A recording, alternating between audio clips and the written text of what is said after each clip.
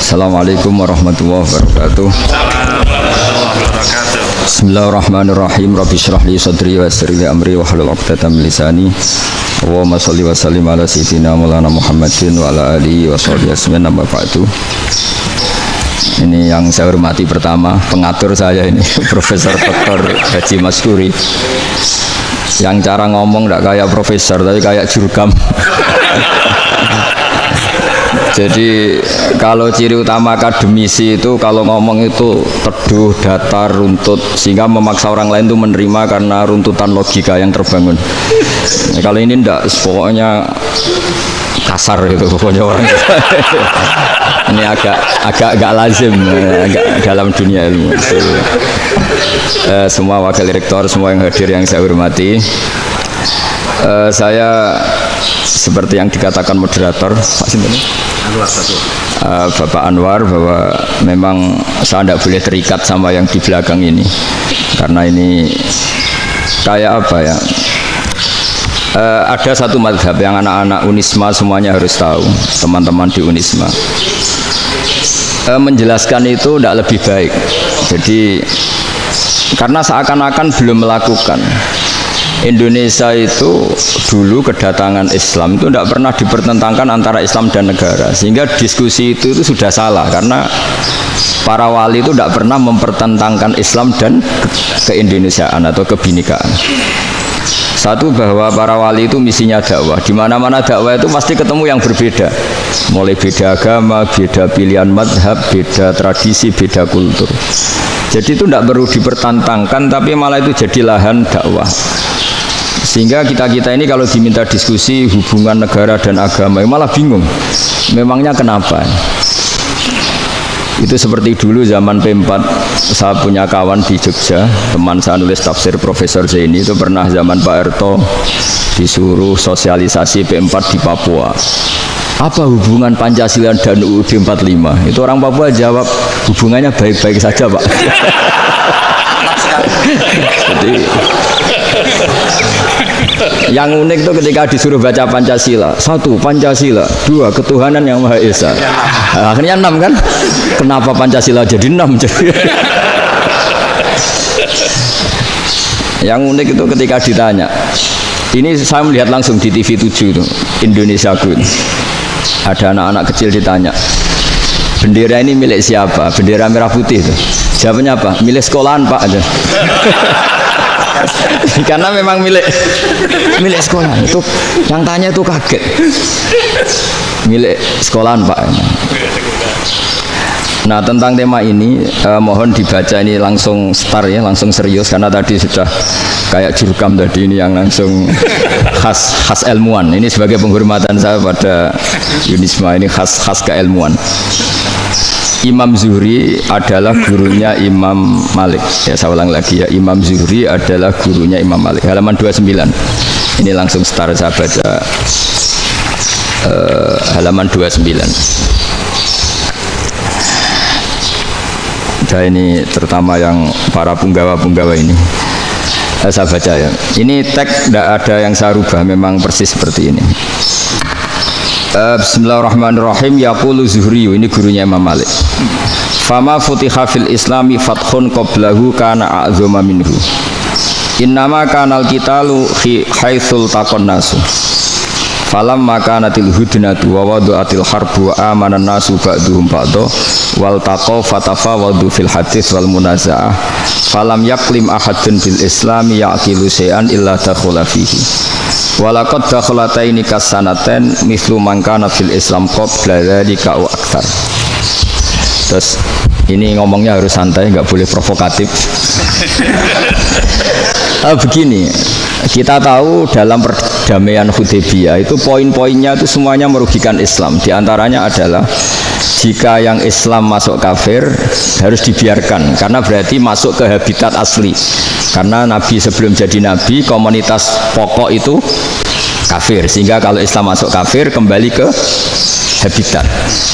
Tapi kalau Islam masuk kafir, kafir masuk Islam itu harus dikembalikan karena dianggap bid'ah. Maka kalau kamu dituduh bid'ah itu tenang saja dulu, Nabi itu ya dituduh ji'ta bidinin muhdas, kamu datang dengan agama yang baru.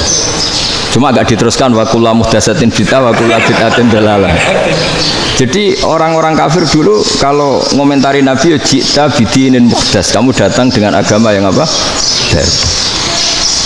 Nabi nurut. Semua perjanjian yang merugikan Islam itu Nabi nurut. Tapi Nabi hanya minta satu hal, jangan ada perang 10 tahun. Dan orang boleh seminar, boleh diskusi tentang Islam. Ya ini dengerin betul ini. Jadi saya tidak akan provokatif, ini pakai logika. Nanti bisa dipakai disertasi doktor. Tapi saya minta orang boleh diskusi, boleh seminar tentang Islam. Akhirnya saat itu juga ada orang yang masuk Islam. Di depan tulisan itu belum kering istilahnya. Datang ke situ namanya Abu Jandal bin Suhail bin Amr. Itu datang ke Nabi, ya Rasulullah saya ini mau masuk Islam. Kata orang-orang kafir, ini pertama Muhammad, kamu komitmen enggak sama perjanjian? Kalau kamu komitmen harus kamu kembalikan. Nabi bilang, ya Abu Jandal kamu kembali ke mereka, ke habitat mereka, yaitu menjadi kafir, di komunitas kafir maksudnya. Akhirnya nangis. Umar, Sayyidina Umar itu dekati Abu Jandal, kemudian memberi isyarat supaya ngambil pedangnya. Jadi isyaratnya wong ini baca ora wis. Maksudnya orang-orang kafir itu. Tapi Abu Jandal nggak mau. Singkat cerita akhirnya kembali ke komunitas kafir. Tapi yang dikatakan Imam Zuhri cara analisis ini nggak bisa pakai provokatif, harus pakai analisis. Innama kanal qitalu haitsul taqon nasu. Yang namanya perang itu menjadikan orang tidak berpikir jernih. Ini poin yang diambil oleh Rasulullah. Kalau dibahasakan Nabi curi kesempatan, masuk Nabi dikatakan mencuri, meskipun itu hanya bahasa ya. Nggak mungkin lah kita bahasakan seperti itu. Saya ulang lagi ya. Kenapa ada perang berkesinambungan sampai tahun ke-8 Hijriah? Mulai tahun kedua ada perang Badar sampai tahun 8 Hijriah itu perang terus. Nabi sama orang kafir perang terus. Akibatnya apa Pak Profesor? Namanya perang itu ya nggak kau bermikir. Pokoknya agar ketemu Islam perang, Islam ketemu kafir perang, nggak kau bermikir. Padahal Islam itu bisa diterima oleh akal sehat, harus lewat diskusi, lewat pengamatan, lewat pemikiran, lewat pengendapan berpikir. Makanya Nabi tahu ini masalah besar. Kalau orang perang terus, itu gak kober mikir Islam, gak sempat diskusi tentang Islam. Makanya Nabi hanya minta satu poin. Oke, perjanjian ini saya turutin semua, tapi saya minta orang kafir semuanya boleh mendiskusikan Islam, boleh seminar tentang Islam. Mereka bilang iya, pemikiran mereka kan diskusi paling piye. Ternyata betul, ada diskusi. Terus temanya gini, kira-kira bener di Muhammad Abu Jahal. Terus Tuhan Muhammad sama Tuhan Abu Jahal itu keren mana? Diskusi. Tuhan Muhammad itu khaliqus samawati wal ardi, yang menciptakan langit bumi. Sebagaimana kampanyenya Muhammad. Ya mereka masih jangkar bilang Muhammad. Kalau Tuhan kita, ya berhala itu yang kita bikin, yang kadang rusak, yang kadang kudanan, terus lumutan, pokoknya itu diskusi. Kita kok bener pengirannya Muhammad. Terus Muhammad Abu Jahal. Mulai dhisik Muhammad itu ratau bodoh nih. Mulai dulu Muhammad itu gak pernah bohong. Abu Jahal, waduh, wis bodoh nih ngongkonan. Wis ribet kan? Dan semua diskusi itu mengarah ke kebenaran Islam. Akhirnya ngomong kafir sing tokoh-tokoh yo cara Jawa yo wah semane jebule masalah ini kan. Artinya gini, kalau kita ingin Indonesia damai, sebenarnya yang untung itu Islam. Karena Tuhan yang menciptakan langit dan bumi tentu nggak akan diperbandingkan atau akan dikalahkan oleh Tuhan yang lahirnya saja sudah di bumi. Misalnya kita menjual Tuhan Allah, siapa itu yang menciptakan langit bumi, yang ada sebelum langit bumi, bandingkan dengan Tuhan yang lahirnya di bumi, ada tanggal lahirnya, ada aktenya, kan sudah ribet kan. Begitu juga kalau memperbandingkan tokoh, Muhammad itu siapa?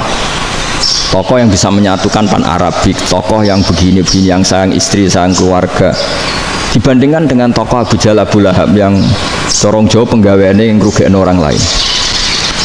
Akhirnya orang itu mulai tertarik sama Islam. Makanya kata Az-Zuhri, pakai bahasa dulu. Falam yaklim ahadun bil Islam. Tapi kalau sekarang yang populer itu bahasa yatakallam. Sebenarnya yang benar itu bahasa kalima yaklimu kalaman, karena masdarnya itu kalam, berarti sulasi nopo mujarrad. Tapi di fiilnya itu mujarradnya enggak kelaku. Jadi di fiilnya takallama yatakallamu, tapi untuk masdarnya yang kelaku kalaman. Jadi ini agak unik, agak enggak lazim. Mestinya kan takallama yatakallamu takalluman, tapi di masdarnya kalam populer, tapi di fiilnya tidak populer. Saya teruskan ya. Ini penting sekali. Jadi menjual Islam, kalau boleh dibahasakan menjual, itu tetap enak dalam kondisi damai. Karena kalau kita perang, itu bawaannya kalau ketemu ya perang. Kalau ketemu perang, sehingga orang itu rakober diskusi dulu. Saat bener Islam sampai kafir itu bener di. Karena tidak kober diskusi, tidak sempat diskusi, orang yang milih yang kafir. Karena yang mayoritas yang kuat. Sementara Islam zaman itu lemah. Lah Nabi itu yang diminta hudnah, yang penting kita damai. Terus orang boleh mendiskusikan benar mana kita dan mereka. Ya setelah diskusi ya tadi kan nggak mungkin Allah yang begitu keren hebat pencipta langit bumi dibandingkan berhala yang mengurus dirinya sendiri saja tidak bisa.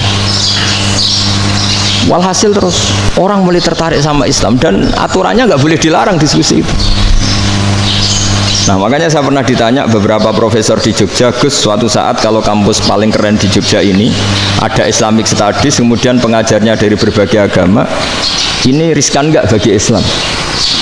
Saya jawab, asal yang didiskusikan Islam itu nggak masalah, yang repot itu nak umat Islam. Karena kalau umat Islam yang jadi percontohan, banyak raja yang dolim, banyak pemimpin muslim yang dolim, terus identik dengan Islam itu jadi dolim, kan ribet. Ya kalau pas umat Islam, kalau Islam yang kumat kan jadi masalah kan. Nah ini kan terus jadi beda umat Islam sama Islam yang lagi apa? Kumat. Sehingga cerita terus Islam mendapat posisi yang luar biasa. Nah makanya di sini diistilahkan falam makanatil hudnah, ketika ada perdamaian wa amanan nasu ba'dum ba'do, orang merasa aman, itu fatafawadu fil hadis wal munazaah, mereka berdebat. Munazaah itu berdebat, keren mana konsep Muhammad dengan konsep Abu Jahal, keren mana konsep Tuhannya Muhammad dengan Tuhan kita, terus diskusi. Dan mereka akhirnya ikrar, wah yang benar ya Muhammad lah. Di mana-mana Tuhan tuh ya sebelum langit dan bumi, di mana-mana Tuhan ya punya reputasi menciptakan. Masa Tuhan reputasinya diciptakan, kayak berhala dan sebagainya. Ibadah juga gitu. Ibadah wong kafir itu kalau tawaf itu telanjang, ibadah Muhammad santun pakai pakaian. Terus akhirnya mereka mulai tertarik Islam. Sehingga saya lihat di beberapa tafsir, saya memang tidak akan ngomong yang tidak serius, ngergani Unisba ben sawangane pemikir serius. Di Quran itu sampai lihat di tafsir Tobari itu ada ayat bal naqzifu bil haqqi 'alal batil fayadmaghuhu fa idza huwa zahid. Qadzafa itu kalau di kamus tak lihat itu takallama bila dalilin. Qadzafa itu yes pokoknya sekenanya. Artinya gini, kebenaran Islam atau kebenaran hak itu kamu taruh sekenanya saja itu tetap menang. Apalagi kamu taruh secara teratur, kamu taruh sekenanya saja itu tetap menang. Sehingga di sini banyak sahabat yang hidup di Cina. Sekarang juga banyak orang alim yang milih hidup di Amerika, banyak orang alim yang milih hidup di Inggris. Dan mereka pede, percaya diri, karena kebenaran itu kamu letakkan di mana saja, itu tetap akan menang, akan menemukan momentum kemenangannya. Misalnya gini, contoh paling gampang. Dulu para peneliti, saya ulang lagi, dulu para peneliti itu ya datang kemana-mana, termasuk Ibnu Battuta, termasuk Ibnu Khaldun, ya semua peneliti itu suka neliti. Setelah diteliti, Quran itu satu-satunya kitab suci yang membicarakan sains, misalnya tentang falak, tentang astronomi, tentang asal-usul kejadian manusia, kejadian makhluk. Juga bicara tentang geografi, geologis, semuanya. Sementara kitab lain hanya cerita tentang mawaid wal hikam wal ibar. Jadi diteliti kayak apa, pada akhirnya hak ini yang menang. Bal naqzifu bil haqqi 'alal batil fayadmaghu fa idza huwa zahid. Saya berkali-kali cerita, ada ulama yang ahli matematika. Ketika ditanya kenapa kamu suka ngajar matematika, sampai muridnya itu ragu, ini guruku mlebu swarga ta ora, penggaweane mulang matematika. Jadi para muridnya bermimpi bahwa Imam Amudi itu disuruh ngajar para malaikat. Dan itu pede betul dia. Kata Allah, ini ulama saya yang iman kepada saya setingkat iman kamu. Jadi malaikat itu tidak mungkin Gusti, kita menyaksikan langsung engkau, sementara ini di bumi nggak nyaksikan jenengan. Kenapa bisa sepede dan seyakin itu? Akhirnya Imam Amudi disuruh ngajarin matematika. Jadi Anda kalau profesor itu nanti harus sempat ngajari malaikat, itu baru benar-benar profesor. Jadi nanti di akhirat ngajari siapa? Malaikat. Jadi ada seminar yang melibatkan banyak malaikat, narasumbernya itu seorang profesor. Itu ketika kenapa engkau begitu yakin kalau Allah itu Tuhan dan Allah itu Al-Wahidus Shomad. Terus Imam Amudi mulai nulis angka gak beraturan, 2, 3, 4, 5 sampai 1 miliar, 1 triliun, pokoknya gak beraturan. Kata beliau, nisbatus naini wasalasa ila ma la nihayatalaha iku nisbatul far'i ilal asli. Mbok angka sebanyak apapun, 2 dibanding 1 ya far'ul wahid, 3 dibanding 1 ya far'ul wahid. Semua angka yang enggak terhingga pun dibanding 1 semuanya far'ul wahid. Semua angka sebanyak apapun itu cabang dari angka 1. Fakullu hadhil awalim far'un minal wahidis shomad, yaitu Allah Subhanahu wa ta'ala. Wakil malaikat tepuk tangan, iya juga. Jadi begitu juga ada ulama itu ahli gambar. Saya dulu ngaji sama Mbah Mun Al-Husunul Hamidiyah, itu kitabnya itu banyak gambarnya. Dan gale gambar yang ngawur betul, mangga ahli gambar. Saya lepol, tersempurna lele. Semua gambar bangunan, gambar sapi, pokoknya gambar. Ternyata dia menemukan Tuhan itu dari gambar. Gambar serapi ini atau seruwet ini sama. Gambar rapi sama ruwet itu sama kalau dalam pandangan tauhid. Dimulai minan nuqtah al-wahidah. Kowe cek gambar sing rapi, sing indah, cek gambarmu elek, dimulai dari satu titik. Dan titik ini nuqtatil wujud, yaitu Allah Subhanahu wa ta'ala. Jadi nak cara ahli tauhid gak penting gambarnya api, menang lomba atau ora penting. Butuhe hadis surah ini gambar baik yang rapi maupun ndak adalah min nuqtah dari satu titik. Ya, alam raya sebanyak ini mbok gambar mbok ora, cek mulai Mars sampai Jupiter kabeh semua bentuknya yang banyak ini semuanya min nuqtatil wujud, yaitu dari titik wujud. Gini kok Allah Subhanahu wa ta'ala. Di sini hebatnya ulama-ulama, mbok dia pengajar matematika, mbok pengajar gambar, semuanya dipakai perangkat untuk tauhid. Ya, itu kan juga bagian dari Islam damai, Islam yang sangat indah. Tidak perlu perang untuk orang dipaksa Islam, nggak perlu provokatif kayak tadi pidatone rektor jenengan tadi. Jadi ciri utama ilmuwan tuh kalau ngomong datar tapi logikanya nggak terbantahkan, itu ciri khas ilmuwan. Kalau ciri khas politikus kalau ngomong itu keras, provokatif lah kira-kira gitu. Tapi isinya biasa. Nah, saya berharap nanti semua profesor doktor itu datar tapi isinya kualitasnya bagus ini. Mentes. Jadi makanya terus kata ulama, kenapa diistilahkan balnat zifu bil haqqi? Kenapa pakai qadzafa sementara qadzafa maknanya takallama bila dalil? Maksudnya bila dalil di sini itu min ghairi ikhtiyajin ila dalilin. Kebenaran itu memang nggak butuh dalil. Apa kita perlu dalilnya apa? Buktinya apa? Kalau 3 itu cabang dari 1. Wong gendeng yang takut gitu pas orang gendeng. Wong 3 cabang dari 1 kok ditanyakan buktinya apa? Itu min awalil bidah. Pertama orang pasti tahu kalau 3 itu far'ul wahid. 1 juta juga far'ul wahid. 1 miliar juga far'ul. Gambar yang sebanyak apapun ya dimulai dari 1 titik. Cek gambar bener maupun yang tidak. Akhirnya apa? Ulama dulu itu sebegitu rileks nerangkan tauhid. Lalu kenapa asma ini yang ya ini kan khas NU ya, khas pesantren. Sebenarnya saya keberatan pakai istilah khas NU, pakai khas pesantren karena NU itu anaknya pesantren, jangan dibalik pesantren anaknya NU, karena sebelum ada NU itu ada pesantren. Tapi kayaknya Unisma lebih suka pakai bahasa NU dan saya ya agak-agak orderan yang terpaksa disuruh ngomong. Ini agak apa ya, agak kacau sebetulnya ini, agak kacau.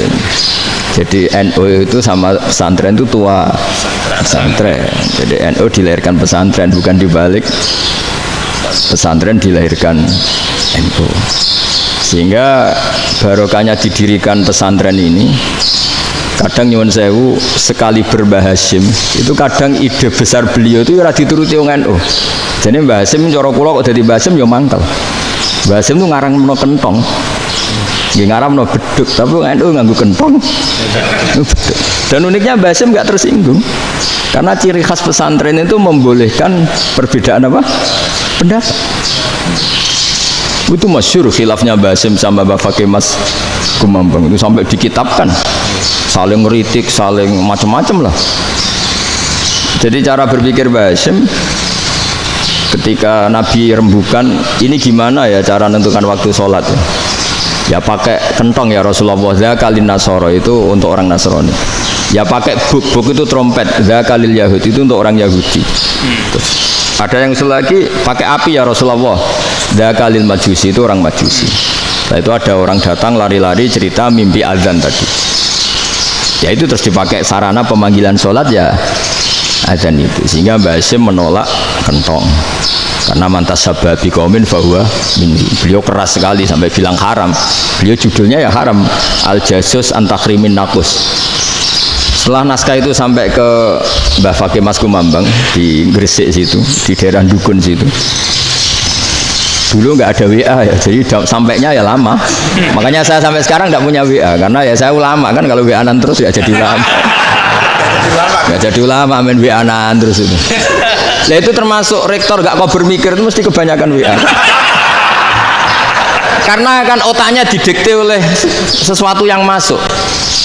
Sesuatu yang dilihat itu kan pasti mendikte kita.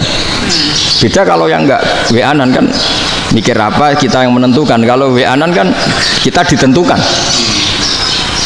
Mau mikir anaknya butuh apa gara-gara WA informasi Jakarta mikir Jakarta. Padahal secara kewajiban ngapain kamu orang Malang mikir Jakarta. Gara-gara WA mikir Jakarta belum selesai ada berita di Sulawesi, mikir Sulawesi. Habis itu mikir NTT. Makanya semua orang sekarang merasa tokoh nasional gara-gara informasi yang masuk itu nasional. Jadi Masio RT yang mikir gimana Gus Indonesia. Ada RT sampai lupa kalau dia itu RT. Jadi semua orang sekarang merasa tokoh nasional. Nah, itu gara-gara apa coba? Akhirnya semua orang juga punya ide tentang nasional. Harusnya negara itu gini-gini. Jebule wonge sing duwe ikon itu sapa? RT. Ribet kan? Saya teruskan. Setelah naskah itu sampai ke Kiai Fakih Mas Kumambang. Beliau itu marah besar. Ini harus dilawan dan saya bukan karena benci Mbah Hasyim. Beliau teman saya ketika ngaji Kiai Mahfud di Mekah. Jadi Mbah Fakih dan Kiai Hasyim itu teman ketika ngaji di Mekah. Cara ngelawan tuh lucu. Lucu. Gak ilmiah tapi gak ilmiah wong alim tetap ilmiah. Di mana-mana serupa itu tidak sama. Ya kalau mungkin zaman Nabi di Medina itu zaman itu kentong itu identik dengan milik Nasrani. Di Indonesia beda. Pos kampling ya kentong, kebakaran ya kentong, wae sarapan orang di LP ya pakai kentong. Jadi tidak ada jaminan kalau kentongan itu identik dengan Nasrani. Lalu haramnya di mana? Yang di mana-mana tasabuh itu identik. Ini tidak identik. Mulai masalah kan? Mulai masalah. Jadi beliau gaya judul Hazruus. Hazruus itu kepala bergeleng-geleng. Sekarangan kok ngene. Jadi sekarangan kok provokatif gitu gitu. Nah. Dan itu Mbah Hasyim ya hormat Mbah Fakih hormat Mbah Hasyim. Saya sendiri secara pribadi itu lebih suka pendapat Mbah Hasyim sebetulnya. Karena bagi saya sholat itu sakral, ya sudahlah kalau sakral ya dipanggil dengan sesuatu yang sakral yaitu kalimat thayyibah azan. Tapi saya tidak akan bilang kalau kentongan itu haram. Karena kalau haram alasannya mirip orang Nasrani. Sementara pos kampling ya pakai kentong, ada banjir ya kentong, ada kebakaran ya kentong. Jadi tidak identik untuk misa atau untuk sholat ala Nasrani. Tapi itu dulu ya rileks saja. Dua beliau itu ya saling menghormati, padahal saling kritik. Dan dulu ulama yang beda madhab itu ya saling menghormati. Imam Syafi'i itu kalau sholat di kawasan Masjid Abi Hanifah ya tidak kunut. Ketika ditanya kenapa kamu tidak kunut, sementara engkau berpendapat kunut itu sunat. Ikroman di hadal madhab, saya sangat menghormati madhab. Imam Ahmad bin Hambal itu berpendapat kalau orang pakai bekam, pakai iftisot atau hijamah itu batal sholatnya. Sementara Imam Syafi'i mengatakan tidak batal apa sholatnya atau wudunya tidak batal. Tapi Imam Ahmad itu ditanya, apa kamu makmum Syafi'i? Bagaimana mungkin saya tidak makmum sama wali kutub seperti Imam Syafi'i? Padahal menurut keyakinan Imam Ahmad ini sholatnya batal. Ini habis iftijam udah wudu. Tapi tetap saja beliau karena perbedaan pendapat di furu itu lazim. Ya orang boleh berdebat lah. Ketika Unisma datangkan saya, itu saking senengnya kiai, apa saking sombongnya sampai ngatur kiai, kan nggak pernah bisa diperdebatkan. Itu kan orang boleh debat kan. Itu saking angkuhnya apa saking senengnya kan nggak jelas kan. Kan dan orang boleh setuju pendapat saya, yaitu ngatur kiai itu haram. Setuju juga Pak Rektor, ekspresi mahabbah itu ya macam-macam. Dulu sahabat ya gitu, sahabat itu ada yang nggak kenal wajahnya Nabi sama sekali sampai akhir hayatnya. Ketika ditanya, lo kamu itu sahabat kok nggak tahu wajahnya Nabi? Saya tidak pernah berani memandang Nabi karena ijlalan Nabi, terlalu menghormati saya sehingga tidak berani memandang wajahnya. Ada sahabat yang penggawaannya dulu wajah Nabi sampai bisa nyifati alfiu faminunil hajib, sampai bisa nyifati detail karena dulu wajah Nabi itu ibadah. Ada seorang wali ditanya, kalau kamu di surga ingin nggak melihat Allah? Enggak. Loh, tapi semua orang ingin melihat Allah. Unazzihu dzalikal jamal an-nadhari misli, ben gak elek-elek Allah tak delok terima aku. Wong ra jelas. Berarti kok delok pengiran. Banyak. Jadi justru tapi karena saking takzimnya. Enggak lah, mosok aku kok. Makanya saya berkali-kali cerita. Menurut kesepakatan ulama, soft awal itu paling baik. Tapi banyak juga wali yang kalau sholat itu di belakang. Koyok paling bener yang gue ngarep gitu. Bayangkan misalnya kamu semangat di soft awal di Masjid Haram, jebule sholatnya salah. Itu dari malaikat, kayaknya gue ngarep, jebule raro. Ini di sini-sini wong, jebule bodoh gitu. Kayaknya gue ngarep, jebule. Coba orang kalau sowan Mbah Mun, yang berani di depan itu kan ya ketuanya atau jubirnya kan, yang merasa tidak pati pinter-pinter kan mesti di pojokan. Artinya sudut pandang seperti itu ya sah saja, apa? Sah saja. Makanya banyak sahabat yang jarang sowan Nabi, alasannya takut ganggu Nabi. Banyak yang sering sowan Nabi, alasannya seneng Nabi. Yang sowan ya seneng Nabi, yang nggak sowan alasannya seneng. Loh, Nabi itu tokoh, punya keluarga, punya anak. Kalau saya sering sowan berarti sering ganggu. Yang sering sowan dia alasan ini khazanah kita harus istifadah. Jadi zaman dulu dia biasa, dua sahabat yang satu milih mahabbah itu milih sering sowan, yang satu juga mahabbah milih tidak sering. Karena pertanyaannya bisa dibalik kan, sering sowan apa sering ganggu coba. Nabi Abedar, assalamualaikum. Nabi nimang cucunya, assalamualaikum. Ayo bener yang sowan apa bener yang enggak kalau seperti itu. Akhirnya terus diatur sedemikian rupa oleh Quran. Walau annahum sabaru hatta takhruja ilaihim lakana khairal lahum. Jadi sahabat kalau mau sowan Nabi ya nunggu di Sufah. Kalau Nabi keluar berarti milik publik. Sekali masuk ke dalam tidak ada sahabat yang berani sowan. La tadkhulu buyutan nabi illa ayyudzana lakum. Kalau soal sampai masuk dalam harus nunggu dipanggil. Karena sekali Nabi masuk dalam itu milik privat keluarga, milik istrinya, milik cucunya, milik keluarganya. Jadi Nabi sekali keluar ke ruang itu berarti milik publik. Itu terus jalan tengah. Karena kalau langsung masuk, bayangkan saya itu sering menyaksikan. Mbah Mun habis ngaji 2,5 jam ngaji Jalalain, baru masuk, assalamualaikum. Padahal yai mungkin mau ke kamar mandi, mau ini itu. Jadi dulu itu Quran sangat modern. Sebelum ada dokter ngatur tamu, rektor ngatur tamu itu Islam sudah modern. Dia kan gak fair kan? Misalnya saya ke Unisma harus janjian pakai ini, terus kalau misalnya ke sini selonang-selonong kan lucu kan, mentang-mentang kiai terus sowan-sowanan selonang-selonong. Padahal kalau kita mau ke mereka pakai protokol. Sering gak fair dunia ini, tapi karena aku kiai ora oleh gelo ya sudah. Akhirnya saya memutuskan gak gampang kemana-mana karena itu. Saya sering didatangi ajudannya menteri, Gus mau ada tamu dari Jakarta tanggal ini, mesti saya bilang. Mereka milih tanggal yang mereka kosong. Kok tidak mikir apa situ kosong? Tak jawab enggak lah. Sebelum diatur bahasanya dan tawaduknya gitu. Akhirnya dibalik, datang lagi, Gus jam jenengan kosong apa kita menyesuaikan. Lah itu lagi dia akhlak kata saya. itu baru punya akhlak katanya. Bukan masalah ini, bukan masalah gengsi ya. Saya sendiri itu dolan ke alumni itu jarang karena ya takut. Kiai kan yo nganggur jam 09.00 nganggur, jam 10 nganggur. Bisa saja alumni itu kerja di pabrik, bisa saja yang latihan ekonomi di pasar. Sehingga kalau saya datang jam 9, iki kiai sing nilai santri ini, apa kiai sing ganggu santri. Nah karena orang ini melakukan rutin gak kok berpikir, pokoknya ngono jenenge silaturahim. Mau nyerah kok berpikir, padahal kalau diangen-angen ini kiai yang nilai santri ini, apa kiai yang ganggu santri ini karena datang di jam kerja. Nah, bayangkan kalau kebenaran dulu itu dikawal oleh satu peradaban perang. Jadi Nabi sesuai diangen-angen Pak Nabi.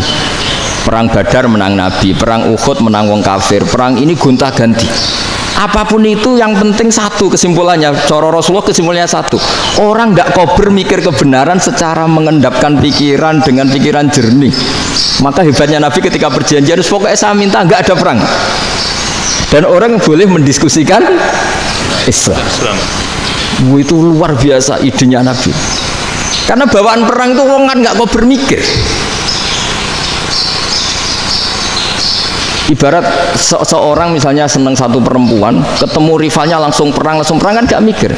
Tapi kalau kau bermikir, jangan-jangan cawe itu iku rasa seneng aku. Untungnya apa untuk uang ayu rasa seneng, malah mau loro hati. Terus sudahlah, buruan dialihkan kemana kan gitu. Itu nak mau amen WA nan tukaran lewat SMS atau tarung langsung ora kau bermikir. Tapi kalau kau bermikir, akhirnya berpikir nih. Perempuan tadi sebenarnya yang disenangi siapa? Oke, ternyata senang Pak Erick. Sudah kita ngalah. Karena tidak ada nikmatnya kan menikahi perempuan yang sama sekali tidak mencintai kita. Tapi kalau nak kau berpikir pokoknya diprovokasi, wah kue kalah A, kue kalah B, pikirannya kan ojo sampai kalah. Bareng wis menang ternyata ada masalah. Nah bayangkan Islam itu seperti itu dulu, dipertarungkan. Wong Islam itu dinu aklin, agama yang diterima dengan akal sehat. Tapi sekarang ukurannya perang, yang menang berarti benar, yang menang benar, kan terus jadi repot. Itu Nabi tidak ingin, makanya Nabi ingin sudahlah, nggak ada perang. Nah makanya kata Imam Zuhri, fathul Islam terbaik adalah orang boleh diskusi tentang Islam dan tidak ada perang. Lagi-lagi penting, nggak perang itu penting, silmun itu penting, perdamaian itu. Setelah tidak ada perang, akhirnya fatafawadu fil hadis wal munazah, orang boleh diskusi apa saja, termasuk boleh adu polemik. Konsep satu Tuhan dan Tuhan banyak diperdebatkan. Akhirnya Nabi secara rileks bisa menjelaskan.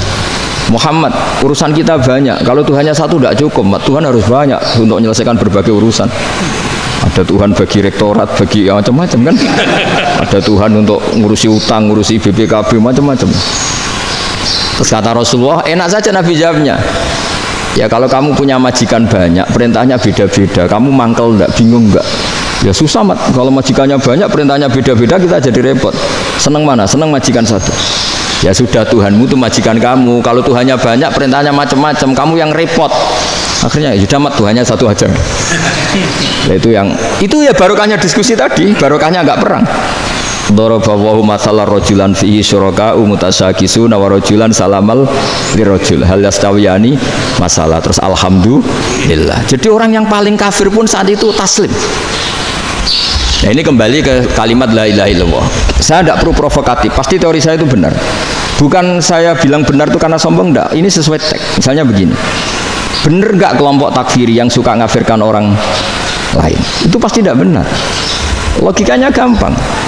Orang yang kafir 70 tahun saja dengan melafadzkan la ilaha illallah menjadi muslim. Masa dengan kalimat yang sama yang muslim menjadi kafir? Itu logikanya kan nggak ketemu. Orang kafir 70 tahun untuk menjadi muslim disuruh baca apa? La ilaha illallah. Tapi gara-gara baca la ilaha illallah banyak patok jadi kafir. Pertanyaannya, loh ini kalimat apa? Kalimat untuk mengkafirkan apa kalimat untuk mengislamkan? Karena yang kafir dengan kalimat itu menjadi Islam, ternyata yang Islam dengan kalimat itu menjadi kafir. Itu ketemu nggak? Cara logika itu kan nggak ketemu kan? Makanya cara pikirannya Abul Hasan Asyadzili, dan saya setuju pikiran itu. Istighfar ini boleh orang Jawa Timur protes karena kadang beda manhaj, tapi jangan protes saya, protes Abul Hasan Asyadzili kualat mesti sampean. Ketua Torekoh napa? Sadziliyah. Cara madzhab Sadili, dan Anda boleh berbeda madzhab. Mencari khasnya wong kampus sing wani beda. Beda kapasitas lah, pokoknya butuhnya beda. Dan ketok pinter, ketok kritis tuh. Cara madzhab Abdul Hasan As-Sadili itu gini Pak Rektor. Jadi istighfar itu baik. Tapi ba'da kamali tauhid, setelah tauhidnya itu benar. Alasan beliau masuk akal. Ketika ada ayat fa'alam annahu la ilaha illallah wastaghfir li dzambik. Bihadil kalimah. Jadi orang boleh istighfar setelah tauhidnya benar. Alasannya Abdul Hasan As-Sadili begini. Qul lil ladzina kafaru iyantahu yughfar lahum ma qad salaf. Katakan kepada mereka yang kafir, sekali mereka tidak kafir, maka otomatis dosanya masa lalu diampuni. Pertanyaannya, yang bisa menghentikan kekafiran itu kalimat apa? La ilaha illallah. Dengan hanya melafadzkan la ilaha illallah Muhammadur Rasulullah langsung yufar lahum ma qad salaf, langsung dosanya diampuni. Berarti yang menjadi pengampun dosa lah, penyebab pengampunan itu apa? La ilaha illallah. Itu bahkan orang kafir belum istighfar.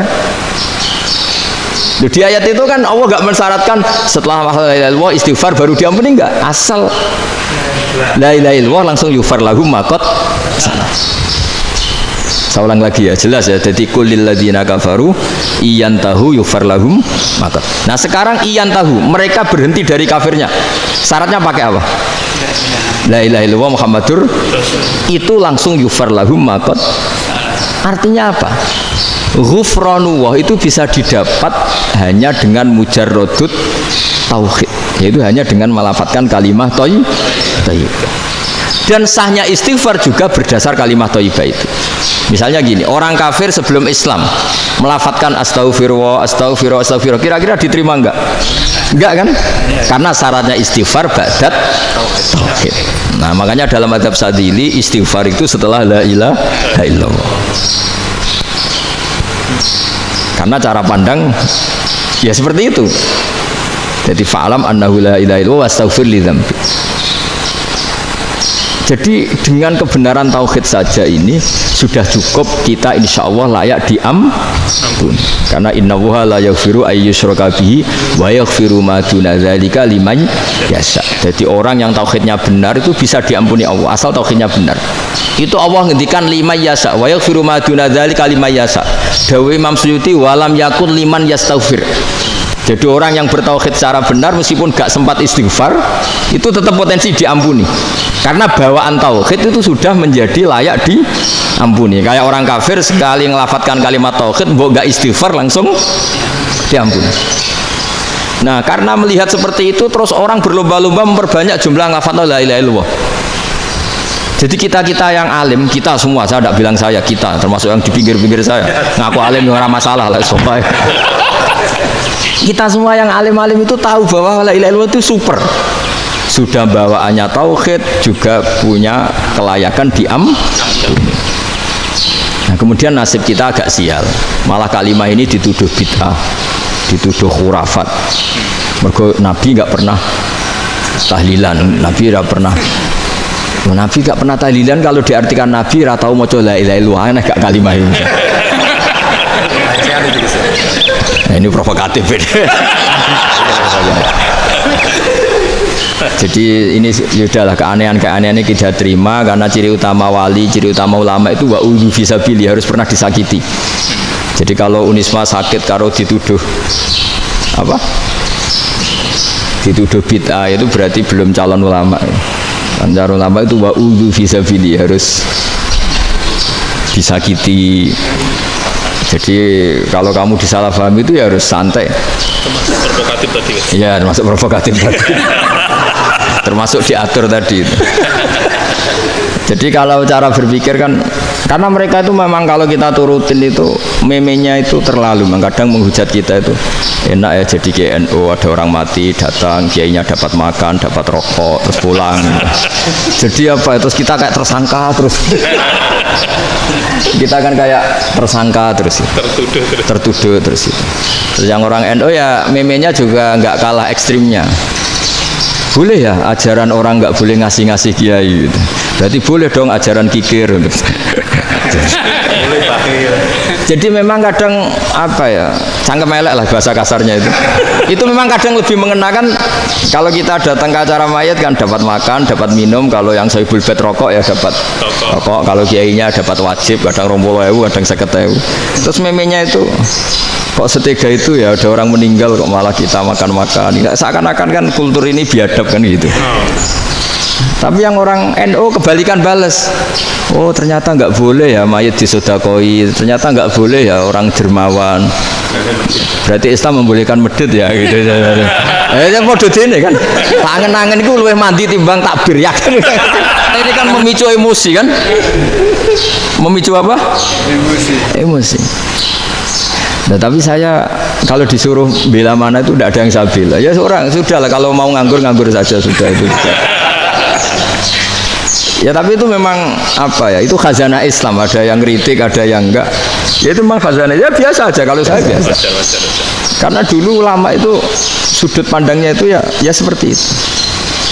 Ada yang ulama suka ibadah itu sholat, ada yang milih apa tidur. Sampai Imam Ghazali bilang suatu saat ibadah terbaik di zaman akhir itu tidur kan. Sholat saja kalah sama tidur kan. Tapi itu loh ya, yang wajib tetap loh, terus kamu nggak sholat wajib. Begini beliau mencontohkan itu. Ada orang sholat tahajud terus obsesinya itu ingin hajatnya terkabulkan. Sementara yang tidur obsesinya nikmati rahmatnya Allah, boleh tidur, bisa tidur. Kata Imam Ghazali, timbang kita tahajud terus nuntut pangeran aduk turu kan. Mergo engko dia akibat terus setan memberi bisikan, lo nyatanya kamu tahajud ya gak terkabul. Berarti cerita bahwa Nabi ngendikan kalau doa tahajud mustajab enggak. Daripada ngono kan turu ora tau donga ya. Timbang abri-abri Islam kan, timbang elek-elekin apa? Islam. Jadi ulama itu mulai dulu itu sudah berpikir. Banyak orang menjadikan tahajud salat malam itu media untuk hajatnya. Dan kalau nggak kesampaian ini mutung, nyalahkan kiainya ijazah ramandi, macam. Daripada ngono ora usah wah, tahajud turu. Dan jenis kayak ini tuh banyak. Makanya ulama kayak saya itu saenake dhewe itu ya jarak. Saya sering didolani muhibin terus bilang Gus saya doakan gini-gini saya mau nyalon bupati atau saya gini. Saya bilang gak waduh orang dungo, nak ramandi darani ulama dongane ramandi. Nak mandi kamu jadi bupati tetap nganggep karena beli. Sopo sing raro bupati saya juga beli. Ribet kan? Ketika mereka jadi ngunsurkan doa kamu apa karena kemarin beli? Yang beli maksudnya nggak beli nggak usah tersinggung. Jadi ribet ngadepin. Nggak artinya gini loh, doa itu jangan dipakai begitu loh. Kalau minta nasihat, tak nasihati jadi bupati yang baik, gubernur yang. Kalau minta doa itu resikonya. Akhirnya gigi kalau diminta doa ya doa, sebenarnya diisinya itu nggak doa kemenangan. Itu nggak selamat gitu. Karena ribet. Makanya Islam itu doa itu setelah iman. Aturan iman benar baru doa. Aturan iman benar termasuk Allah itu yaf'alu ma yasha, boleh melakukan yang dikehendaki. Allah nggak boleh terdikte oleh doa kita, nggak boleh. Ya saya ulang lagi ya, mazhab Hasan Asyadzili ini khas kita. Jadi la ilaha illallah itu didahulukan sebelum istighfar. Tapi kebalikannya mazhab Imam Sanusi itu dibalik. La ilaha illallah itu kalimat yang sakral. Karena yang sakral dibutuhkan muqaddimah, yaitu yang melafadzkan harus yang sudah bersih, yang sudah steril baru melafadzkan la ilaha illallah. Maka dalam mazhab Sanusiyah istighfar dulu baru la ilaha illallah. Nah, dalam mazhab Abu Hasan Asyadzili kebalikan, istighfar itu sah setelah sahnya tauhid. Kamu ikut mana dulu? Asyadzili apa Sanusiyah? Nah, alhamdulillah sama-sama tidak paham ya sudah. Akhirnya sudah. Ya nggak kemana-mana kan gitu. Jadi apa ya? Terus ini saya teruskan ini biar khas pesantren atau khas NU lah, kalau bahasa Pak Rektor khas NU. Ini Ben sampean tahu beberapa perbedaan itu lazim, halaman 24. Ya, halaman 24 sama 25. Tak baca ini masih orisinil. An Sufyan bin Uyainah, ini juga gurunya Imam Syafi'i. Kata Sufyan bin Uyainah, beliau cerita, kana Isa wa Yahya alaihi salam ya'tiyanil qaryah. Fayas'alu Isa an syirari ahliha. Wa yas'alu Yahya an khiyari ahliha. Jadi Nabi Isa dan Nabi Yahya itu satu generasi, sama-sama masih muda. Kalau di satu kampung yang Nabi Yahya tanya, ini keluarga terbaik siapa? Saya mau nginap di situ karena kumpul orang baik itu nyaman. Kalau Nabi Isa kebalikan, keluarga terburuk mana ya, saya tak di situ. Nah terus akhirnya faqala lahu Yahya lima tanzilu ala syirarin nas, kenapa kalau kamu bermalam kok malah kumpul orang-orang yang nakal? Innama ana tabibun udawil mardo, saya ini nabi para dokter, di mana-mana dokter yang ngumpuli yang sakit, ngobati yang sakit. Makanya di NU itu ya banyak Kiai Jazab mengumpuli yang nakal-nakal. Nak tepak yang ngentas yang nakal, nak ora tepak ya katut. Ini adu nyali lah sudah gitu. Tapi itu ada ilmunya, yaitu niru Nabi siapa? Isa. Kalau kamu dokter penelitian tuh cari daerah yang banyak pandemi apa yang bersih? Yang banyak pandemi, karena yang namanya penelitian ya di situ kan. Kalau kamu dakwah ngentas kemiskinan, ke daerah miskin apa daerah kaya? Nah sama, kalau ngentas kefasikan ke daerah fasik apa daerah orang soleh? Fasik. Ya, tapi itu Nabi Isa. Nah, kalau kamu tidak Nabi kan potensinya kan ngadut. Tapi setidaknya bahwa kita sering disalahkan karena punya beberapa tokoh yang ngancani fasik-fasik, itu sebenarnya ada dalilnya, yaitu Nabi siapa? Isa. Nah terus masalah tegas dan lunak. Ketika ada mahasiswa misalnya pacaran, boncengan lanang dan perempuan, itu pilihan kita apa? Kalau tegas terus gak mau mendengar kita, misalnya gini contoh gampang, tak beri contoh Pak D, jangan orang tua, nanti secara fikih itu beda. Nah ini kan kita orang pesantren nah, biasa ngaji fikih detail. Kamu Pak D seorang perempuan mahasiswi misalnya sering pacaran, setiap ke situ sama pacarnya kamu diam saja, padahal kamu dosen keislaman. Mesti pawanaan kamu nyimpulkan ternyata pacaran itu tidak apa-apa, buktinya Pak D itu tidak negur, menengahi. Ini berarti as-sukut alal mungkar. Tapi kebalikannya, Pak D ini terkenal keras, nak runo mesti ada kuponaan. Akhirnya yura runo, mesti ngerti nak mesti diamuk. Nah dua orang ini sama-sama gagal kan. Yang lunak menjadikan ponakannya pacaran terus karena enggak negur sehingga dikira membolehkan. Sing keras juga enggak sempat bina wong rono era wani. Akhirnya dua orang ini sama-sama enggak ketemu, sama-sama enggak berkesempatan membina kan? Gagal membina kan? Karena yang keras ponakannya enggak pernah situ, berarti enggak bisa bina kan? Yang lunak membiarkan berarti juga ada bina. Nah Islam itu antara dua itu, ya agak terlalu lunak, nggak terlalu keras. Karena kalau terlalu keras, misalnya ada kiai terlalu keras, masyarakat mau tanya itu gimana? Lari kan? Loh, saya ini punya pengalaman pribadi. Saya ini kan kecelok orang alim. Itu kalau pernah ya saya itu berusaha ya pokoknya ya umumnya orang alim lah, tenang terus anteng, nggak gejlok-gejlokan. Itu tidak ada yang tanya. Saya mimpi ketemu beberapa ulama itu disalahkan. Terus umat saya kalau mau tanya itu ke siapa? Wong alim wis wibawa, meneng tambah banget wibawanya. Bala Quran sering gojlok rektor macam-macam. Terus wong wanita kok, saya biasa ke pasar Pandangan dicegot orang. Gus, putri saya itu sering keluar darah tapi melebihi batas haid gini-gini. Kalau badhe sowan jenengan, gak usah sowan ning kene mbek ngadeg-ngadegan. Terus tanya, yang haid berapa hari Gus? Ya sesuai rudat ilal adat. Adat sebelum dia punya penyakit istighadah itu berapa? 6 hari ya sudah, kembali 6 hari lainnya mustahadah, tetap sholat, tetap normal. Tapi kalau saya wibawa, mau pasar gue tasbih dulu. Iku mesti wong salaman njaluk donga yakin. Tapi baru kayak rada uraan ketemu wong-wong, dol pening ndi? Mak pening ndi? Gus beneran Gus ketemu jenengan kula wingi badhe tua kok. Akhirnya tanya. Jadi uraanku iku amdan. Lha nek sampean asli. Asli uraan. Karena ndak uraan lah tetap ndak wibawa kan. Jadi baru kayak uraan itu ya banyak. Saya itu kalau ngantor di Jogja itu banyak orang yang tanya, ya biasa tuh tanya macam-macam. Karena saya uraan ke pasar ya orang, bahkan di bis sering ketemu orang, wah beneran Gus kalau badhe sowan jenengan badhe tanya ini, ya sudah di sini aja. Jadi semua itu diilmoni. Nah, Nabi itu punya sisi yang dua-duanya jalan. Memang beliau luar biasa, dipilih Allah yang luar biasa. Nabi ketika wibawa itu banyak sahabat yang bahkan mengenali wajahnya aja tidak bisa. Ka'anna ala ru'usihim at-thair, bayangannya seakan-akan di kepalanya itu ada burung yang takut terbang, saking antengnya. Tapi Nabi sekali mengeluarkan job, sekali santai, itu sahabat tanya itu sampai yang nggak pantas ditanyakan. Nabi saya tadi kumpul istri saya, tapi tidak inzal itu wajib mandi ndak. Aro'aita law anna ahadana ya'ti imro'atahu wa lam yunzil. Itu ya ditanyakan. Nabi mun kumpul itu betul saged inzal sepundi. Guys betul lagi. Terus ya ada yang tanya macam-macam. Ini saking ada sahabat dipanggil Nabi tambah lari, dipanggil lagi tambah lari. Panjenengan nyeluk, oh pas kalau kumpul bojo kula. Lah kula kuwatir jenengan orang suci, saya belum mandi, makanya saya lari. Terus Nabi ngendikan inamal mukmin thahir, ya nak masalah ketemu kiai ra apa-apa ijek junub. Penting kok nak salat ya adus sik. Tapi Nabi sekali pakai mazahirul jalal, tapi pakai wibawanya, itu orang nggak berani ngomong. Tapi sekali Nabi rileks, itu orang bisa tanya apa saja, termasuk halal yang nggak pantas. Ada sahabat itu tanya lucu, tanya Maimunah. Maimunah itu ya cantik tapi sudah agak tua lah. Maimunah, ya umal mukminin, hukumnya ngambung bojo pas Ramadan ubi. Wah gak roh aku, gak tahu diambung Nabi pas Ramadan.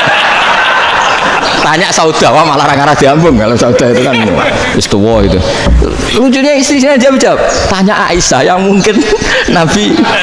Iya yang mungkin tanya Aisyah. Itu yang usul ya istrinya Nabi Maimunah. Selalu Aisyah. Tanya Mbak Aisyah. Ya Amirul ya umal mukminin gini-gini. Aisyah yang cantik masih perawan kan. Qabbalani Rasulullah bahwa Nabi biasa ngambung-ngambung pas Ramadan dan beliau tetap puasa. Akhirnya fakih ngarang kan wa takbil fi Ramadan wa tublah la tubtilu shauma ngambung ora. Iku udah biasa di sini. Ya nasi bojone ayu.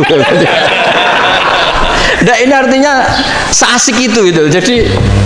Jadi garwane Nabi sing ngrasa rodok tuwon. Wah, aku ora tahu ya. Kok Aisyah. Serilek itu dulu itu. Maksudnya orang Islam pertentangan itu. Maksudnya ya balik semua ini bedanya orang pesantren sama orang kampus. Kalau orang kampus mau cerita agama itu rahmatan lil alamin, tapi nyontokno rileke ora iso. Agama itu rilek, tapi nyontokno rileke ora iso. Mergo ya rapati ngaji. Contohnya ora iso, tapi mau gawe kaidah Islam itu rahmatan. Allah itu kalau sudah memperlihatkan mazahirul jalal, itu mbok malaikat Jibril rawani. Ketika Allah dengan mazahirul jalal. Tapi kalau Allah dengan mazahirul jamal, mazahirul apa? Jamal. Ibu ya gojok-gojok kan ambek makhluke gojok. Ibu buli-bulian cara sakniki. Ya sampean delok ning hadis syafaat itu, akhiru man dakhalal jannah atau akhiru man kharaja minan nar itu di beberapa judul. Ada seorang rajul yang ahli neraka ya, dintas mbek pangeran. Terus ditudono swarga. Gusti, swarga sengiler tok ora wong wayu, roh wis ngiler tok. Ngerjaluk Gusti mosok roh tok ora oleh mlebu. Jarimu asal mlebu metu kon neraka ora jaluk-jaluk meneh. Sumpah lho ya, gak jaluk apa-apa meneh. Mboten Gusti. Sekali saya keluar dari neraka ndak akan minta apa-apa lagi. Wis. Wallahi, wallahi. La as'alu ghairah. Mesti ghairah khoslah, ghairah tilkal khoslah. Ya niku selain keluar dari neraka saya ndak akan minta lagi.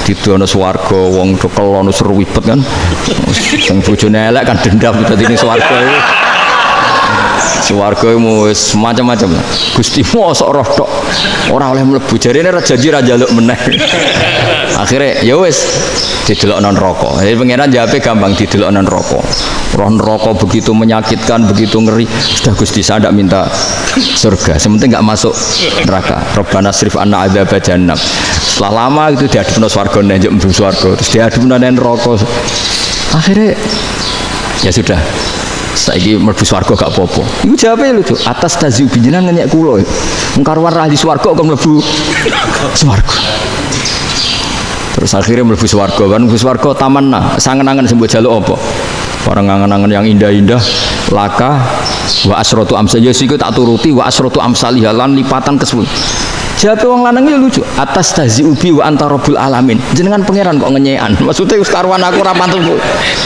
terus dari pangeran la astazi ubika walakinni alama asya'u qadir aku gak ngenyek kowe pancen aku pangeran nuruti kowe iku iso jadi Allah sendiri ketika dengan mazahirul jamal itu malaikat ya ono sing wani bantah masyhur itu kan malaikat sing bantah pangeran ataj alufia mayufsidu fiya wa yasfikut karena Allah dengan mazahirul jamal sing paling masyhur Nabi Musa itu ketika Nabi Mi'raj Nabi Mi'raj itu beliau kira-kira di langit keempat lah yang masyhur atau kelima. Melangkahi.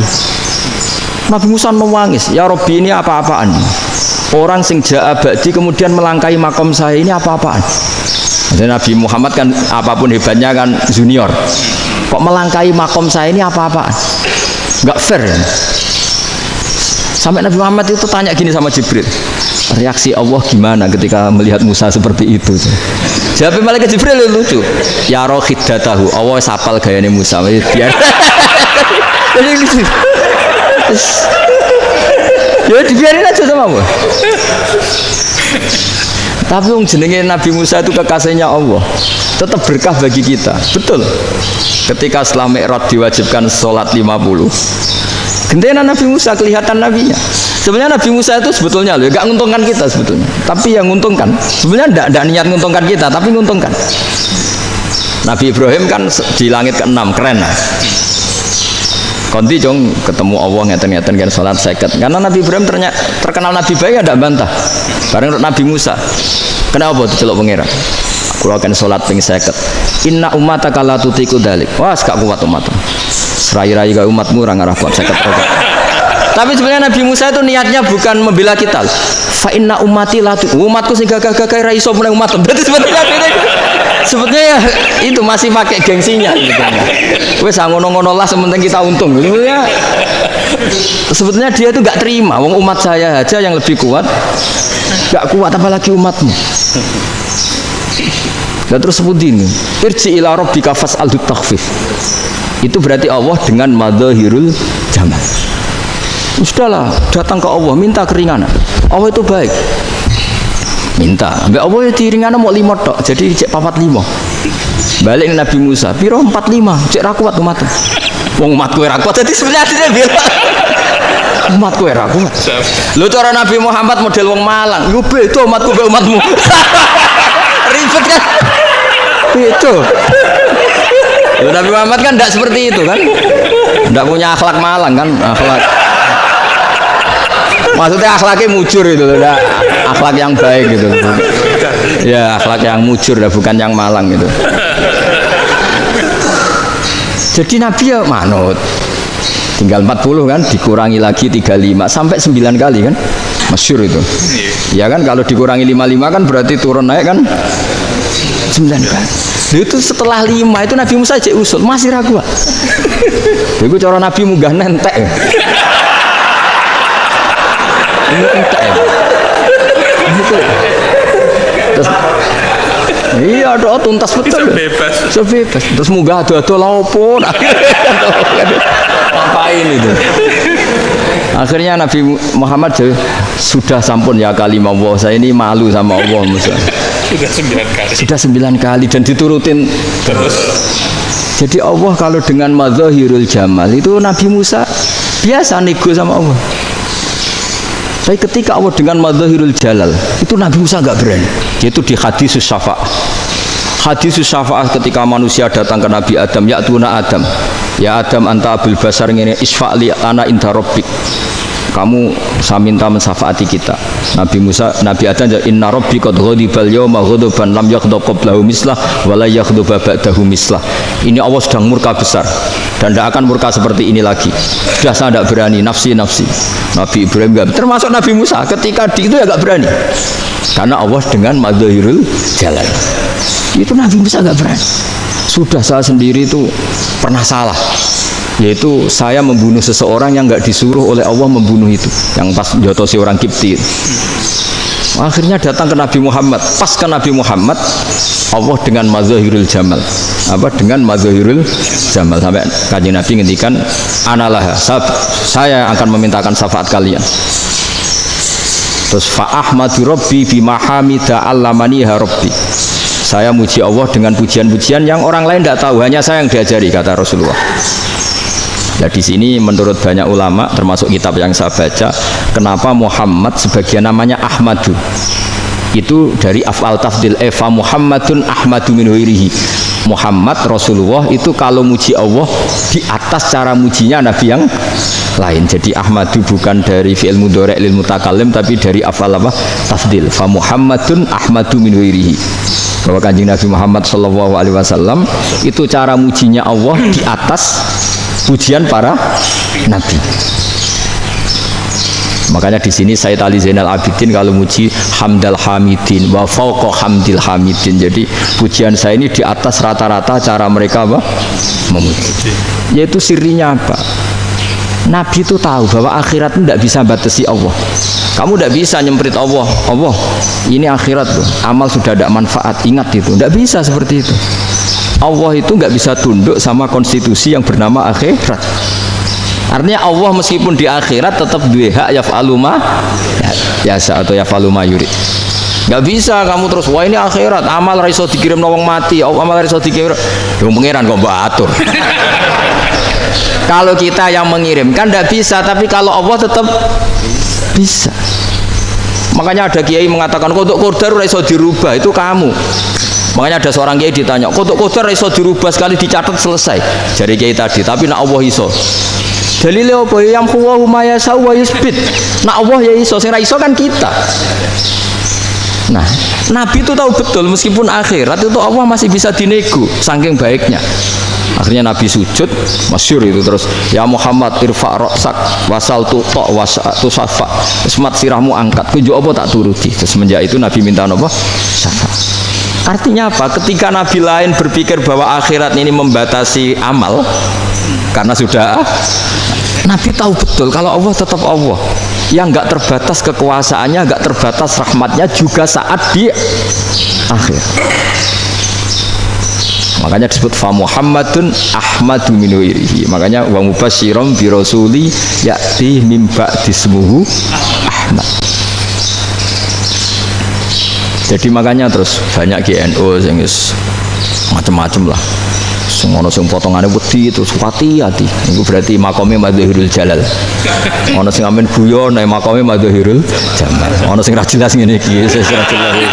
Nak guyu buanter kok nak nangis yo buanter. Jebule urusan utang. Lah ini sudah yang udah. Jadi makanya yang rileks saja. Sebenarnya agama ini santai, rileks karena agama ini harus bifarohin wasururin. Enggak boleh agama ini dibawa dengan kekerasan, dengan antisosial. Karena agama ini harus kul bi fadlillah bi rahmati fa bidzalika falyafrahu, harus senang, harus rileks. Makanya saya jadi kiai itu senang takutnya gini. Sekali saya tidak senang jadi presiden buruk. Ternyata jadi wong alim ora enak, itu contohnya. Sampai merengut terus uripe susah, nanti orang tidak berani jadi orang alim. Makanya saya buktikan bahwa saya lebih bahagia dibanding rektor. Nanti orang yang jadi rektor semua nggak ingin jadi orang alim. Saya pernah ketemu sekian rektor di Jogja tanya, Gus, kenapa jenengan bela-belain pesantren sampai segitu? Kan keren kampus NU, sekarang ada Unisma, ada NU Jogja, ada NU Jepara gini. Tak bilangin gini, sampai rektornya itu istighfar kan? Saya bilangin gini, ini sekaligus tak kasih tahu ini rektor Unisma ini. Tak bilangin gini, andai kan tidak ada kiai kayak saya itu Islam bisa tutup betul. Kok bisa Gus? Misalnya ada perempuan haid faqal adat.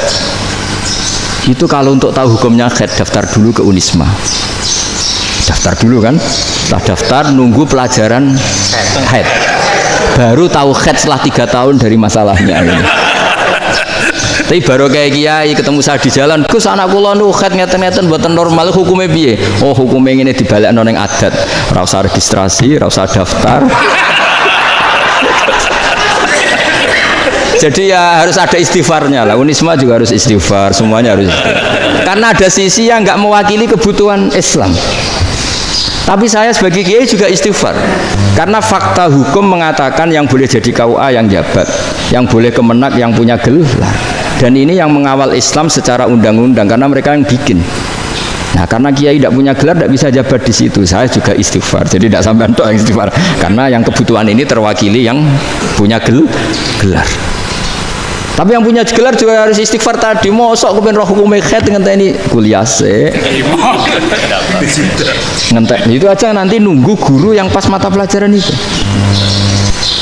Ya, terus kapan dekne salate wong jawabannya belum ketemu. Tapi baru kayak saya kan ketemu di jalan tanya. Saya sering ketemu, Gus saya ini bapak angkat, mau nikahkan putri saya, itu gimana itu? Kalau cerita wali sebenarnya anak saya sok, kalau nggak cerita nggak sah karena saya bapak angkat. Itu banyak. Hanya tak akali ya sudah wali yang sebenarnya taukil pada hakim tanpa diketahui, tapi hakikatnya itu taukil hakim. Itu kan tidak gampang. Dan tapi kalau tanyanya di kampus, registrasi dulu, daftar dulu, baru tahun berapa ada pelajaran itu. Semester 5 baru tanya. Iya kan? Semester 5 ya? Iya. Oh, itu kan. Jadi jangan kira terus sistem unisme itu yang terbaik di dunia, tidak juga kan? Tidak juga. Dan sistem-sistem yang lain. Tapi sistem kiai loh, Mbah Mun juga sering pesen saya, kowe kudu seneng pegawai negeri. Piye-piye sing jaga agama pegawai negeri. Kemarin pas acara 7 harinya Gus Roba sama matur itu di depan para kiai. Setelah saya jadi kiai ya itu nyata.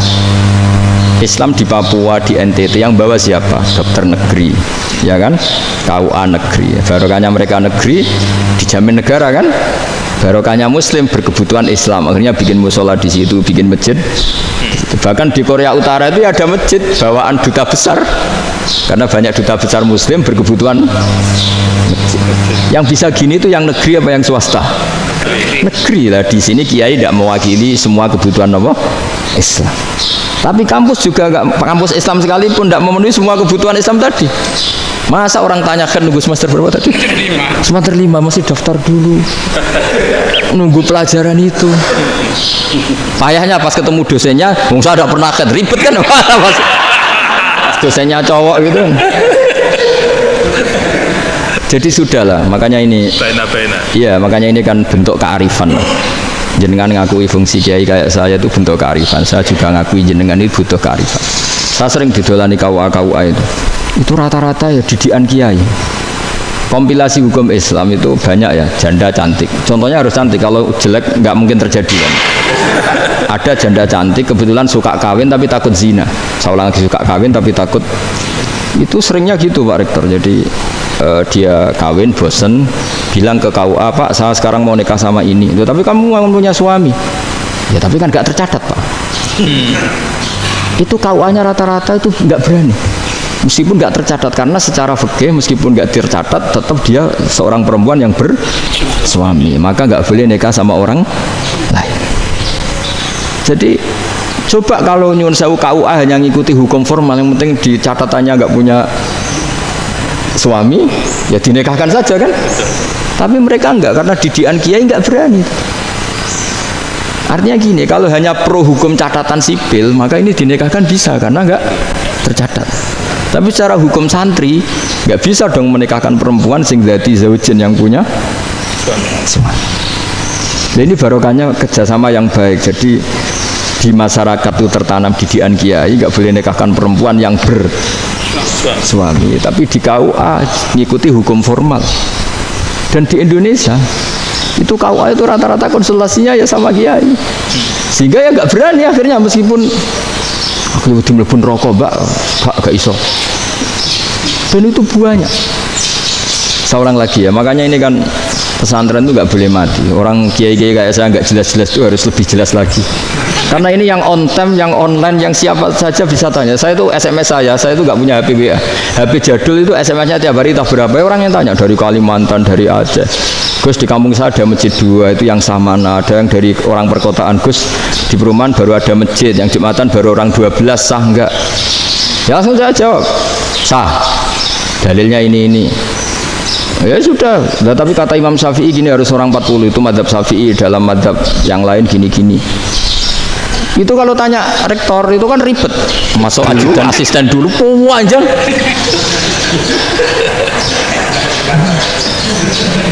Wah itu kan ribet kan? Memanggil dosen, dekan VAI dipanggil, dekan VAI nggak mau langsung jawab, cari dosen yang nekuni itu. Usul fikih, saya nekuni itu baru seminar, nunggu dulu mbak, ini orangnya baru. Kok panjang ya? Bisa tutup Islam kalau kesuwen. Coba kalau tanya kiai kan nggak ketemu di jalan. Dulu Mbah Zubair kata Mbah Mun, saya termasuk santri yang diapresiasi Mbah Mun. Dhisik Mbah Zubair yang ngono, anak nong takok pesuan gak oleh. Gak takok ning kene. Saya biasa ditanya orang ngadeg-adegan. Ya alhamdulillah ilmunya cukup, kalau gak cukup ya kok sik. Jadi sebetulnya orang sopan itu ya agak-agak ada yang ditutupi sebetulnya. Mboten prayogi teng dalan nginjang mawon matur. Ya, sebetulnya sebenarnya memang ilmunya agak cukup gitu. Tapi itu sebenarnya secara fikih itu haram, menunda itu haram. Ya haram tuh, coba bayangkan ya, kalau tanyanya sekarang, Gus saya ini sudah keluar darah 1 bulan penuh, padahal normalnya hanya 6 hari. Saya nanti sholat enggak? Kalau nginjang mawon dugi kula, berarti kan hari ini belum ada keputusan. Sholat apa enggak kan? Tapi karena modus tadi, boten prayogi nggih ngendikan ngoten teng dalan nginjang tengen kula. Itu kemungkinannya 2, sopan atau goblok itu saja. Kayaknya kalau sopan enggak lah. Kayaknya enggak lah kata. Karena secara fikih itu jelas haram. Bagaimana mungkin suatu yang harus dipraktekkan nanti duhur dijawab besok, berarti duhur, asar sampai subuh belum ada jawaban, berarti enggak ada sholat kan? Ya, makanya dibutuhkan orang-orang alim yang kultural seperti ini, dan NU menghormati kultural. Tapi Mbah Mun juga sangat menghormati Islam formal, karena tadi produk-produk formal itu bisa dilembagakan oleh negara, dan itu kita ikut untung gitu. Makanya Mbah Mun itu kalau punya tamu KUA, punya tamu polisi sampai pejabat itu. Kenapa saya contohkan KUA? Supaya jangan kira seperti pendapat orang-orang hasud, wah mesti aja disolani presiden senang, menteri senang. Enggak juga. Sebenarnya semua kiai itu mulai KUA sampai polisi, polsek, polres itu senang semua, karena sama-sama diajak mengawal bangsa ini, diajak mengayomi semua masyarakat. Tapi kadang-kadang masyarakat kritiknya, jenis kiai disolani menteri ya senang presiden. Berarti yang soal kiai itu yang mulai KUA, Kapolsek, kepala desa, RT, mudin. Itu mudin kalau tanya ya lucu-lucu. Gus kalau nate nyembelih pitik kemanian, pitik gede man. Akhirnya Gus ngerti nak kemanian langsung tak sebelah meneh. Terusane ku sata ora. Ribet. Ya tak jawab. Lah pitike masih ku jek urip to ora. Terus urip Gus. Wis sah cara madzhab Malik jek urip. Karena itu ada perdebatan antara madzhab Malik dan madzhab Syafi'i. Nah, cara Imam Syafi'i itu agak ketat. Hewan yang punya kehidupan sudah muttoribah, misalnya ayam jago, contohnya harus jago, karena kalau ayam kecil diikhlaskan haram. Jadi yang cilik wae kan gitu. Fikih itu ya, fikihnya orang Indonesia itu pecundang. Kalau ayam kecil nggak ditanyakan, mate ra wis. Kalau jago, jago ditabrak truk kejet-kejet. Andai kan nggak disembelih pun mesti mati. Itu cara madzhab Syafi'i itu haram. Karena penyembelihan ini tidak menjadi penyebab kematian, tapi memang karena kecelakaan tadi. Ini cara madzhab Imam Malik enggak. Andai kan nggak disembelih, matinya kan 2 menit lagi atau 1 menit lagi. Andai kan nggak disembelih, berarti mati sekarang itu bawaan peso apa bawaan kecelakaan? Ya sudah halal gitu caranya. Nah akhirnya ya saya bilang ya sudahlah, kita semuanya Malik. Jadi cara debat, cara mana saja enggak, cara berpikir itu sudah tidak kehidupan yang normal. Yang dimana-mana penyembelihan itu mematikan yang hidup normal. Jadi agak ketat. Sehingga dalam contoh kemanian, kalau dalam bahasa Jawa nyembelih agak sempurna, terus pesonya jatuh atau apa itu, kalau pakai madzhab Syafi'i agak kesulitan. Jadi kalau madzhab Malik asal diselesaikan secara fauron, dan juga sebagian madzhab Syafi'i itu halal. Nah orang mesti tanya gitu, Gus, wedhusku tabrak truk, man Gus kejet-kejet. Nak pitik cilik ra ditakok. Makanya termasuk kritiknya Mbah Mun, tapi ini madzhabnya Mbah Mun ya. Kamu boleh ikut boleh ndak, karena ini urusan ndak penting. Lha wong-wong lucu, nak ditakoki yuyu muni haram mergo amfibi. Yuyu ngerti ya, Man? Yuyu nggih. Tapi nak ditakoki kepiting muni halal. Mergo nak yuyu haram gak eman, nak kepiting eman. Padahal alasannya coba, kenapa yuyu haram? Karena amfibi kan, bisa di air. Pertanyaannya, kepiting seperti itu enggak? Nah, tapi kepiting kalau haram kan iman. Karena besar kan, kalau yuyu silahkan haram kan gitu. Artinya apa? Fikih kita ini agak-agak pecundang gitu, agak-agak pertimbangan. Iya, ini lucu kan? Kualitatif. Coba alasannya yuyu haram karena apa? Amfibi kan, hidup 2 alam. Pertanyaannya, kepiting seperti itu enggak? Iya. Iya, kenapa? Kalau orang tanya, yuyu haram apa halal? Rata-rata jawab haram. Tapi kalau kepiting mulai khilaf. Loh mestinya kan sama kan. Nah itu karena unsur imannya. Iya tadi. Saya juga sering melihat tonggo-tonggo itu ayam cuwilik sakmene ketabrak truk, nggak ada yang tanya. Tapi saya pernah jalan-jalan di Naruan sini, ono jago ketabrak, sing duwe langsung marani kula. Pas saya naik motor, Gus ini halal apa haram? Nah langsung kula sebelah halal apa haram? Gus kanggo kowe halal ya halal. Karena saya tahu tak jawab haram mesti kecewa itu. Aduh, kiai ini beratnya kan. Ya akhirnya ya saya setelah itu Fatihah Imam Syafi'i ngapunten umat kula nu rahasia mangke madzhab jenengan tuh ndak siap. Untuk mazhab ini tidak sama. Iya kan akhirnya pakai madzhabnya Imam Malik tadi. Ya tak Fatihah Imam Syafi'i ini mboten niat nglawan jenengan. Tapi ngobati tiang eman. Mergo pitike besar itu. Jadi ini kan ceritanya itu makanya yang rileks saja lah bahwa Islam ini yang rileks, yang menyenangkan karena ya agama ini harus menyenangkan. Raditu billahi robba. Raditu itu senang banget, ridho itu puas. Enggak boleh beragama pertuntungan terus emosinan, ya marem atau raditu itu marem jadi yang nyaman. Ya saya kira demikian. Assalamualaikum warahmatullahi wabarakatuh.